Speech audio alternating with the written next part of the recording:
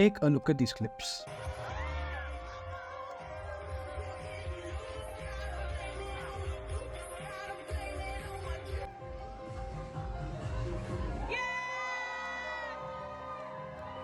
These are actual clips from a library where so-called drag queens twerk in front of children. I wish it was edited, but it's not. Parents willingly show all this stuff to their kids. And why is that? Well, that's what I'm going to be talking about. This is Lohit, also known as That Indian Nerd, and today I will be telling you guys why I hate the LGBTQ community.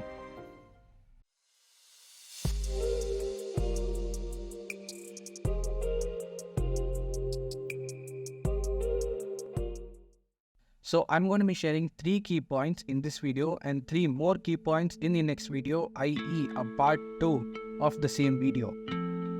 So what are those 3 key points, you may ask?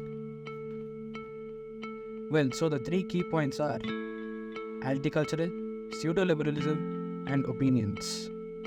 So all of this I'm going to be talking about from an Indian's standpoint, from an Indian's point of view, because, well, I am an Indian.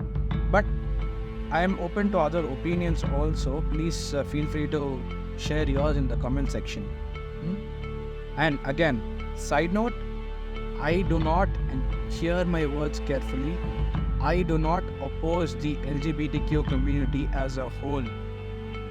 I support the people who are actually good and who want to actually change the society for good. But again, hear my words carefully, I do not support everyone. Starting with my first point, the LGBTQ community is anti-cultural. Now, you can say that that's not true with Don Lohit. There has been records of homosexuality in ancient India. And sure, fine, I agree with that, there was. From my research, what I found out is that homosexuality has existed in ancient India, with scriptures dating as far as 4th century BCE. There was a lot of intricate details that I can't include in my video because it's not family friendly for YouTube, so I'm not going to be including it.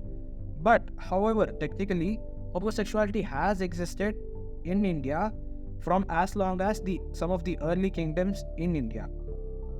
But then that's not my point. My point is that the LGBTQ community is actively rejecting all forms of cultural identities just because it doesn't go along with their propaganda.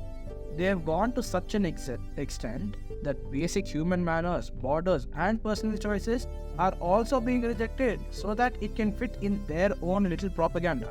Actively rejecting all forms of culture while trying to normalize rejecting basic societal norms is an indication to pseudo-liberalism, which comes to my second point.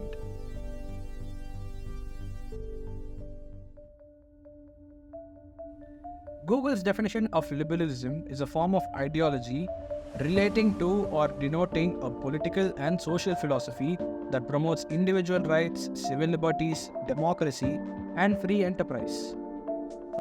A liberal is a person who accepts all kinds of opinions, be it opposing as well, but they accept all kinds of opinions.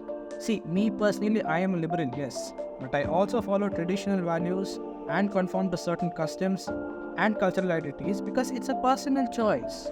I chose to conform to those values and I'm not forcing it on anyone to follow the same. No, am I? I will never do that also.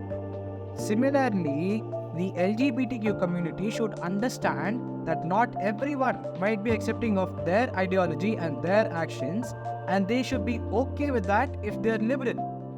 But it's always the opposite which happens.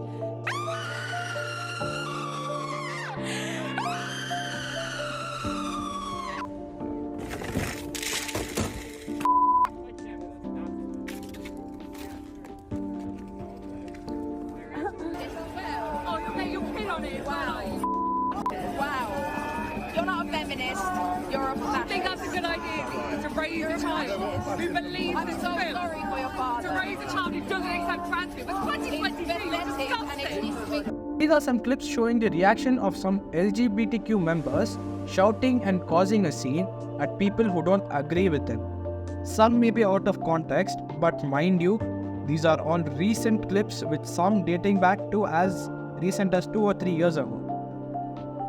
Is it really liberalism if people are condemned to have their own choices, beliefs, and opinion that do not align with yours? Coming to my third point, opinions. This is gonna be a hot take, but a lot of LGBTQ members cannot take an opinion which deviates from theirs even by a single bit.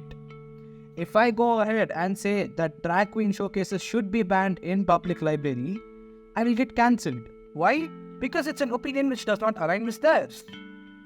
This fear of being cancelled and ostracized has hit businesses as well, as they go along with the flow of Pride Month to seem like a progressive and liberal company just to earn more profits.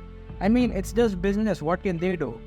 But if you go check their Middle Eastern social media handles, however, there would be no change at all. They will still use their own original logo only.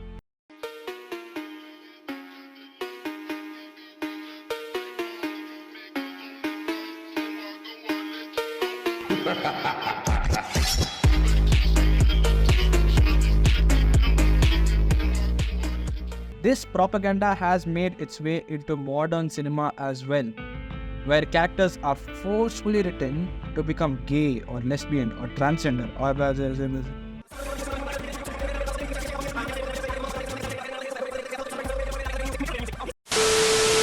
The point is, this kind of propaganda ruins the essence of a good script and plot, making many Netflix shows and movies unwatchable, and villainizing people and cancelling them for opinions which aren't aligning with theirs. Well, I actually do know a couple of people who used to do that.